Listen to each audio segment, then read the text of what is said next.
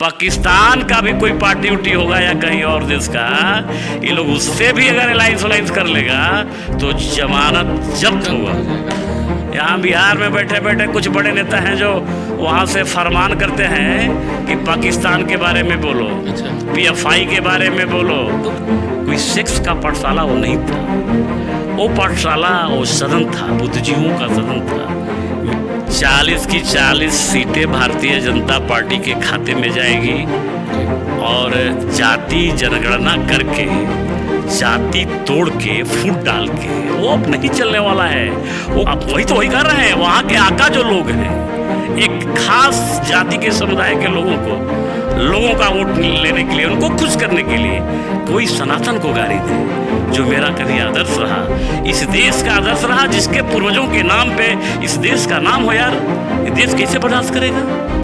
मौसम का रंग भी बदल रहा है। जाड़े के दिन में कभी कभी एहसास गर्मी का होता है। कल का दिन कुछ ऐसा ही था कि भारत के तापमान में भारी बढ़ोतरी हुई थी, क्योंकि 4 राज्यों का मतगणना जारी था। भाजपा की पूरी टीम लगी हुई थी इस विषय पे, चूंकि कांग्रेस वहाँ से हारी है जहाँ सरकार लगातार वर्षों से चली आ रही थी। तो इस 4 राज्यों के चुनाव में चूंकि आप भाजपा के ही दिग्गज नेता हैं, एमएलसी हैं, तो आप भी इस प्रचार में थे। तो क्या लग रहा था कि भाजपा के जो चुनाव का रिजल्ट आने वाला है वो ऐसा आने वाला है? चूंकि जो रुझान थे, जो ओपिनियन पोल थे, वो कांग्रेस के पक्ष में कहीं कहीं थे ज़रूर। देखिए, हम लोग डे 1 से, चूँकि मैंने 15 दिन के प्रवास में और 1 हफ्ता यानी 22 दिन के प्रवास में छत्तीसगढ़ में रहा, और मैं गांव-गांव में गया और वहाँ गया कि जहाँ 85% आबादी आदिवासियों का था जी। मैंने उस गांव में भी गया था। हमको उस दिन से भी लग रहा था कि सब कोई कह रहा है कि नरेंद्र मोदी ही एक ऐसा प्रधानमंत्री आया है जो गरीबों के लिए सोच रहा है। मेरे यहाँ मुफ्त में अनाज भिजवा रहा है, कई साल से भिजवा रहा है। मेरे धान का भी पैसा फेस्टो में कर दिया कि 3100 रुपया देंगे।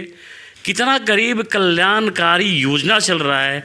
बिरसा मुंडा जी के पहले से प्रधानमंत्री थी जो घर पे गए, द्रौपदी मुर्मू को राष्ट्रपति उन्होंने बनाया। एक पहला ऐसा बेटा है, एक गरीब का बेटा, एक चाय बेचने वाला का बेटा, जो प्रधानमंत्री बना है भारत देश का, और उसकी गारंटी पे गारंटी है। लोगों में भरोसा आया और ये होना ही था। चाहे एग्जिट पोल कुछ कहे, चाहे कांग्रेस के नेता कुछ कहें, उसे कोई, हम लोग को एकदम विश्वास था। हम तो और ज़्यादा सीट हमको आनी थी, हमको तो क्लीन स्वीप करना था। हमको तो 10-5 मिल जाता, भूल के भी मिल जाता, वही था कांग्रेस में। और आगे से ऐसा होने वाला है। देश की जनता, युवा, गरीब, मेरी जो महिलाएं हैं, माताएं, मातृशक्ति जो है, वो सबका भरोसा नरेंद्र मोदी पे है। किसी बिहार देश के किसी नेता पे नहीं है, और ये भी नहीं, दुनिया के देशों ने जो भरोसा किया है प्रधानमंत्री पे। हम तो भाई कहते हुए हमें फक्र हो रहा है कि हम भारतीय जनता पार्टी के एक सामान्य कार्यकर्ता हैं। ये कहने में हमें फक्र होता है, छाती चौड़ा हो जाता है, जो दुनिया जिस पे भरोसा करता है। कांग्रेस के एक नेता हैं प्रमोद कृष्णन, उनका कल मैं सुन रहा था, वो बोल रहे थे कि राहुल गांधी की सनातन विरोधी जो रवैये हैं वो कांग्रेस पे भारी पड़ी है। देखिए, राहुल गांधी का जीत का तो जवाब मिल गया 3 स्टेट में, और 24 में मिल जाएगा। हमको लगता है कि उनको इटली चल जाना चाहिए।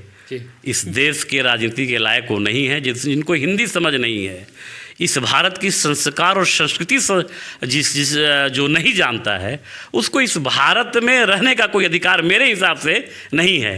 रही बात सनातन का, सनातन को गाली देने से उनका देख लीजिए, और वही नहीं होगा। आप तो खैर सिर्फ राहुल गांधी का नाम मत लीजिए।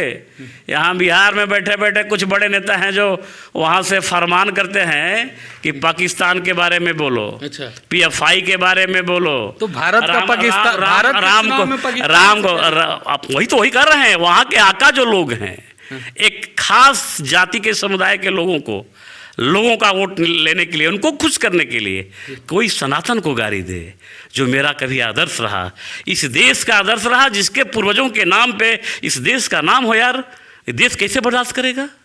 ये कभी नहीं बर्दाश्त करेगा। हाँ, कुछ लोग हैं, बहलिया आएगा, चारा डालेगा, जाल में फंसना नहीं पढ़ाया जाता है लोग, लेकिन लोग फंस जाता है। लेकिन फंसते फंसते इस जगह पे आ गया कि एक गारंटी, एक भरोसा वाला प्रधानमंत्री आ गया। अब इन लोगों का चालबाजी नहीं चलने वाला है। पाकिस्तान का भी कोई पार्टी उटी होगा या कहीं और देश का, ये लोग उससे भी अगर अलायंस कर लेगा तो जमानत जब्त होगा। हो जाएगा। इस गठबंधन के संयोजक मतलब भविष्य के संयोजक ही कहे जाते हैं बिहार के मुख्यमंत्री नीतीश कुमार, चूंकि गठबंधन का सारो दारोमदार उन्हीं के कंधों पर है। नीतीश कुमार का इस परिणाम के बाद अभी तक कोई साफ बयान सामने नहीं आया है। उनका आना भी नहीं चाहिए। नीतीश कुमार जी का मेरे हिसाब से उनका बयान नहीं आना चाहिए। वो जान रहे हैं, वो सब समझ रहे हैं, ऐसा नहीं है कि नहीं समझ रहे हैं।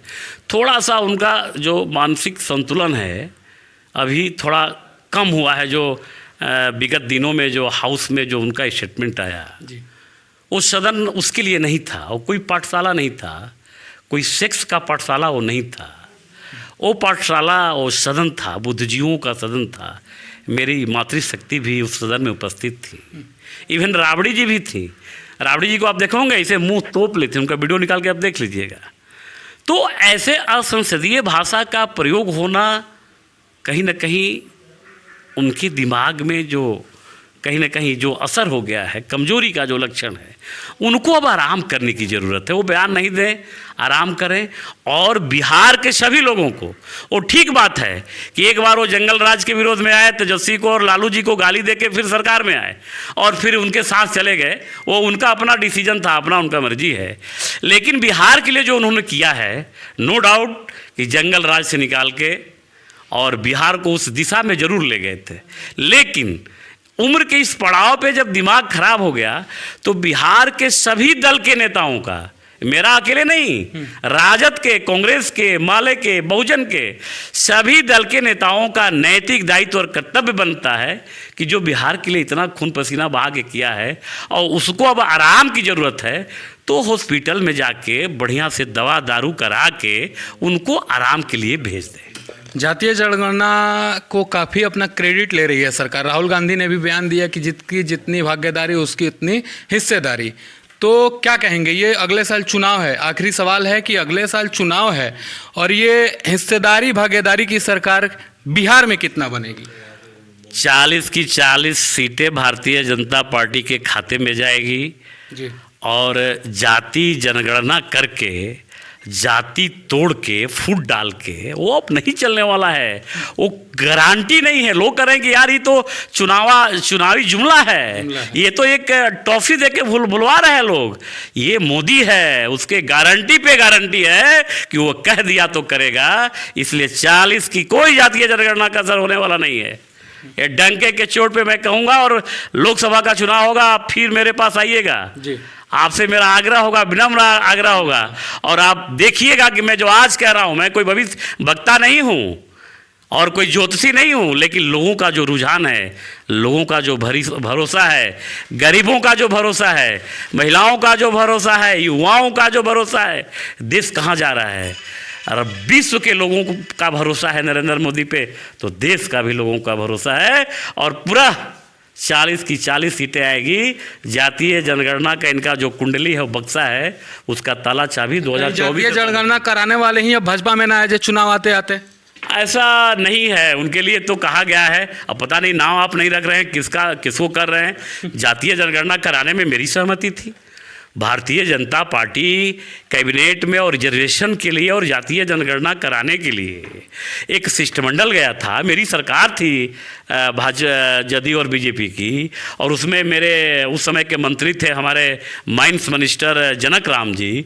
वो डेलीगेट में गए थे, प्रधानमंत्री जी से कहा था उन्होंने कि आप जातीय जनगणना कराए और बिहार के जो गरीब लोग हैं उनको किस तरह से उनकी जो आर्थिक स्थिति है उनको मुख्य धारा में कैसे लाया जाए। वो तो मेरा था, वो भी जातीय जनगणना तो मेरा था।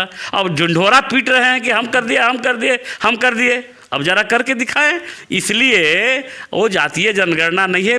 बिहार के लोग समझ रहे हैं कि अब किसके साथ हमको रहना है। धन्यवाद। ठीक है, धन्यवाद। मुकाबला भारत बनाम पाकिस्तान तक चला गया है, चूंकि भाजपा के नेता कह रहे हैं कि अब पाकिस्तान से भी पार्टी हो तो बुलाइए, गठबंधन करिए, और जीरो पे ऑल आउट भाजपा ना करे तो फिर कहिए। तो ये सरगर्मी चुनावी बढ़ती रहती है। जब जब चुनाव आएगा, जब जब माहौल बनेगा, तब तब भाजपा की गारंटी की मुहर लगेगी। आप यूं ही बने रहिए हमारे खबरों के साथ। खबर अच्छी लगे तो शेयर जरूर करिए। फिलहाल लेते हैं विदा, बहुत बहुत धन्यवाद।